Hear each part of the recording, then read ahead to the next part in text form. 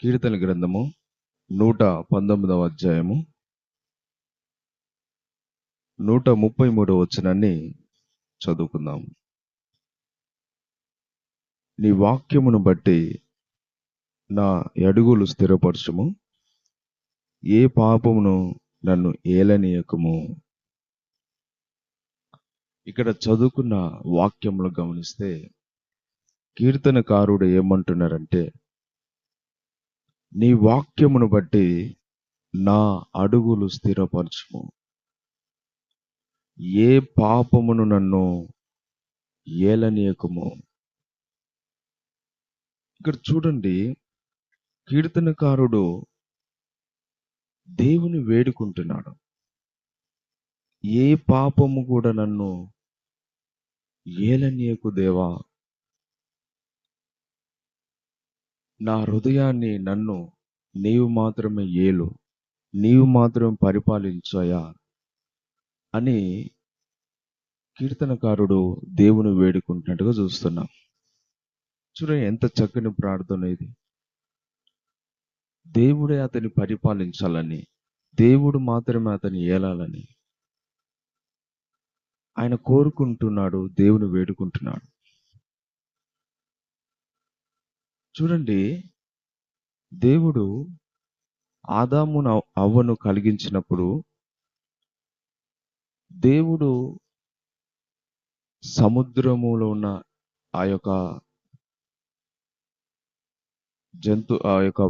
చేపల పైన, ఆకాశంలో ఎగిరే పక్షుల పైన, భూమి మీద ఉన్న జంతువుల పైన, సమస్తము పైన వారికి అధికారం ఇచ్చి మీరు ఏలండి అని దేవుడు ఆదాముకు అవ్వకి అధికారం ఇచ్చినాడు.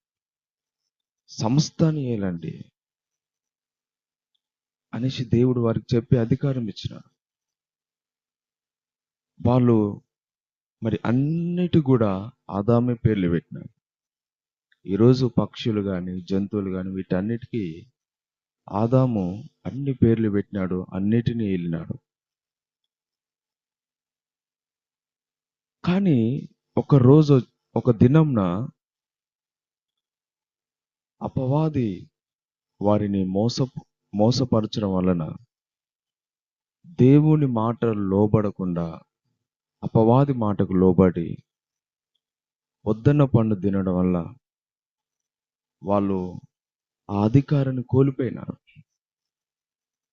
దేవుడేమో సర్వాధికారం ఇచ్చినాడు, సమస్తము ఉన్న వాటిపైన, భూమి మీద ఉన్న వాటి అన్నిటిపైన అధికారం ఇచ్చినాడు. అన్నిటిపైన అధికారం ఇచ్చినాడు. కానీ వీళ్ళు ఏం చేసినారు? దేవుని మాట వినకుండా దేవుడు వద్దన్న పండుని తిని పాపం చేసి ఆ అధికారాన్ని కోల్పోయినారు.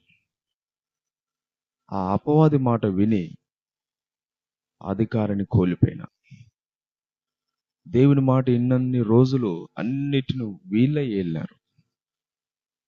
కానీ ఎప్పుడైతే దేవుని మాట వినలేదో, అపవాది మాట విన్నారో, అన్ని కూడా వచ్చి వీళ్ళనే ఏలినాయి. అన్ని వచ్చి వీళ్ళనే ఏలి గందరగోళం చేసినాయి, మనశ్శాంతి లేకుండా చేసినాయి, కలవరము, దుఃఖం కలిగజేసినాయి.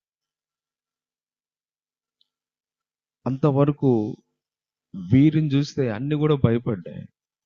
కానీ ఆ రోజు నుంచి వీళ్ళు అన్నిటికీ భయపడ్డారు, ఈ సృష్టికి భయపడ్డారు. చూడండి, అందుకనే మనం దేవునిలో ఉన్నప్పుడు, దేవుని మాట ప్రకారం జీవిస్తున్నప్పుడు, దేవుడు మనలో ఉండి మనల్ని ఏలుతున్నప్పుడు మనం అన్నిటిని ఏలగలుగుతాం. కానీ దేవుడు మనలో లేకుండా, మనం దేవునికి లోబడకుండా, దేవుడు మనలో ఉండకపోతే అన్ని వచ్చి మనల్ని ఏలుతాయి. ఈరోజు ఒక బస్సు డ్రైవర్ అతడు తన సీట్లో కూర్చొని డ్రైవ్ చేస్తున్నప్పుడు ఆ బస్సు చేరవలసిన గమ్యానికి చేరుతుంది. కానీ ఆ బస్సు నడిపే డ్రైవర్ కూడా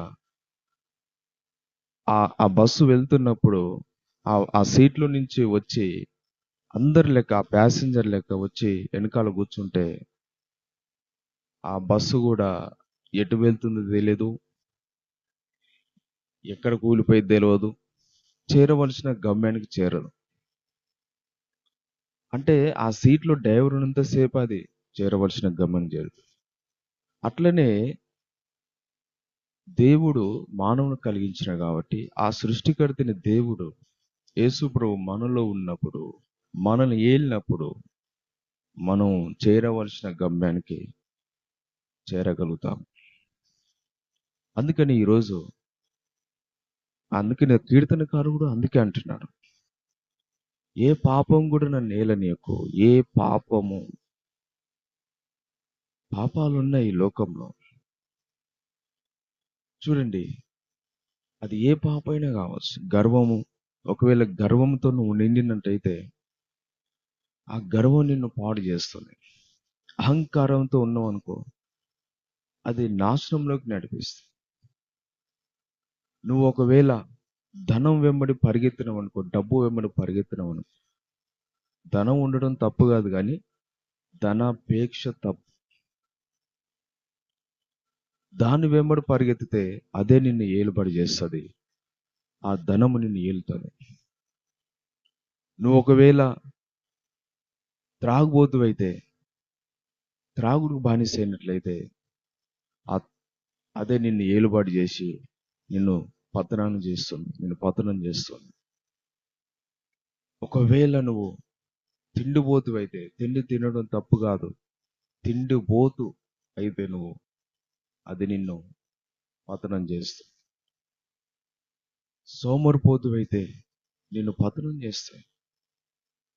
ఒకవేళ నువ్వు పాపిష్ట పని చేసినట్లయితే, పాపానికి లోబడినట్లయితే, పాపానికి బానిస అయినట్లయితే, అదే నిన్ను ఏలుబడి చేస్తున్నట్లయితే అది నిన్ను నరకంలోకి ఈడ్చుకెళ్తుంది.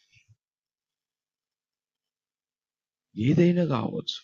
నువ్వు ఒకవేళ సినిమాలు సీరియల్ చూస్తున్నట్లయితే, సినిమాలు సీరియల్ను నువ్వు చూస్తున్నట్లయితే అవి నీ ఆత్మీయతని చెడగొట్టి నిన్ను పాపంలో పడేస్తాయి. ఏది నిన్ను ఏలుబడి చేస్తుంది ఈరోజు? అది గర్వమైన కావచ్చు, అహంకారమైన కావచ్చు, తిండిపోతాను, పండుపోతాను, ధనాపేక్ష, పాపము, సినిమాలు సీరియల్, లోకాశలు, ఇవన్నీ కూడా ఈ శరీరాశ, నేత్రాశ, జీవముడము, ఇవి సాతానికి సంబంధించినవి. ఇందులో ఏదొకటి నీలో ఉన్నా కూడా అవే నీపైన అధికారం చెలాయిస్తాయి. అదొక శత్రువు లాంటిది. అది నీపైన దాడి చేసి నిన్ను లోపరుచుకొని నిన్ను నాశనం చేస్తాయి. నువ్వు చెప్పినట్టుగా నువ్వు నడవు. అది ఏ విధంగా చెప్తున్నాయో వాటిని నువ్వు చేస్తావు. అవి చెప్పినట్టుగా నువ్వు నడుస్తావు. చూడండి ఎంత భయంకరమైన పరిస్థితి. నీ శరీరానికి కాదు నువ్వు లోబడాల్సిన దేవునికి లోబడు. దేవుని వాక్యం ఏం సెలవిస్తుంది?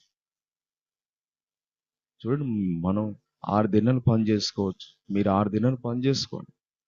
6 దినాలు పనిచేసి 7వ దినంన మందిరానికి రండి అని దేవుడు చెప్పాడు. ఆదివారం. ఒకవేళ మీరు ఏం పని చేయకుండా సోమరిపోతులుగా, తిండిపోతులుగా, నువ్వు అధికంగా ఒకవేళ సెల్లులో గడిపినావు అనుకోండి, అదే నిన్ను ఏలుబడి చేస్తుంది. గంటలు తరబడి వ్యర్థమైనవన్నీ కూడా చూస్తారు. ఇది నిన్ను ఏలుబడి చేసి నువ్వు ఇక సెల్లు మైకులో పడిపోయి నిన్ను భయంకరమైన పరిస్థితిలోకి తీసుకెళ్తా. ఆ సెల్లు లేకపోతే నువ్వు బతకలేవు. దేవుడు లేకపోయినా బతుకవేం కానీ ఒక దినాన ఆ సెల్లు లేకపోయినా బతకలేవు. అంత పరిస్థితి వస్తుంది. అలాంటి వాటి నుంచి విడుదల పొందండి. నువ్వు దేవుని కంటే ఎక్కువ ఏదైతే ప్రేమిస్తున్నావో అవే నిన్ను ఏలుబడి చేస్తాయి. అవే నీ పైన అధికారం చెలాయిస్తాయి. నువ్వు పని చేసుకుంటే, నువ్వు నీ బిజినెస్ చేసుకుంటే, నీ జాబ్ చేసుకుంటే ఏం పర్వాలేదు, కానీ తప్పు చేస్తే ఆ తప్పు ఏదైతే చేస్తున్నావో అవి నీ మీద ఏలుబడి చేసి నిన్ను సర్వనాశనం చేసి నరకంలో కాల్ చేస్తాయి. అందుకని అట్లాంటి నాకు దూరం చేయి ప్రభు అని కీర్తనకారుడు వేడుకుంటున్నాడు. నువ్వు ఏ కబంధస్తాల కింద ఉన్నావు? ఏది నిన్ను లోపరుచుకున్నా? ఏది నీపైన అధికారం చెలాయిస్తుంది, ఏది నువ్వు జయించలేకపోతున్నావు, నువ్వు దేనికి దాసుడిగా అయిపోయినావు, దేనికి దాసురాలుగా అయిపోయినావు, వాటి నుంచి విడుదల పొందు. ఇప్పుడే దేవుడు నీకు సహాయం చేస్తాడు. ఈరోజు దేవుని యొక్క వాక్యం ఏం సెలవిస్తుందంటే, మనము శరీరానుసారంగా జీవించడానికి శరీరానికి రుణస్థలం కామంట. మనం దేవుని వాక్యం ప్రకారము, దేవుని చిత్త ప్రకారం జీవించాలి. ఎందుకంటే యేసు ప్రభు ఆయన రక్తము కార్చి మనల్ని కొనుక్కున్నాడు. ఆయన ప్రాణం పెట్టి మనల్ని వెల ఇచ్చి కొనుక్కున్నాడు. కాబట్టి ఆయనకు మాత్రమే మనం లోబడి జీవించాలి. ఆయనను మాత్రమే మనం ప్రేమించాలి. ఆయన చిత్త ప్రకారం నడవాలి. ఆయనే మన హృదయ సీమని ఏలాలి. అంతేగాని మన శరీరానికి రుణస్థలం కాము కాబట్టి శరీరానికి మనం లోబడకూడదు. శరీరాన్ని జయించాలి, ఆత్మీయతలో ఎదగాలి, అంతరంగ పురుషుడు బలపరచబడాలి.